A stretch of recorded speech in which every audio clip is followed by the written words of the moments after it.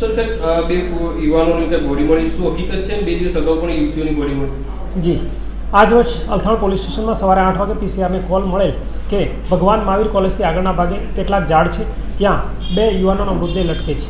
જેથી અલથાણ પોલીસ સ્ટેશનના ઇન્વેના કર્મચારીઓ જગ્યા પર પહોંચી યુવાનોને સ્થળ તપાસ ચકાસણી કરી તેમના ખિસ્સામાંથી તેમની ઓળખ મળતા એકનું નામ નરેન્દ્ર અને બીજાનું નામ પુષ્કર નામ ખુલેલું, જેની ઉંમર અનુક્રમે 27 અને 30 વર્ષના ખુલેલું. જેઓની સગા સંબંધી અને વાલીઓની પૂછપરછ કરતા અનુસંધાને જણાવેલ કે જે દીકરાઓ બંને સુસાઇડ કરેલ છે તેમને સિવિલ હોસ્પિટલ અર્થે પીએમ કરવા માટે ખસેડેલા છે, પરંતુ 2 દિવસ અગાઉ આ જગ્યા પર 2 દીકરીઓએ સુસાઇડ એક સાથે કરેલ હતું.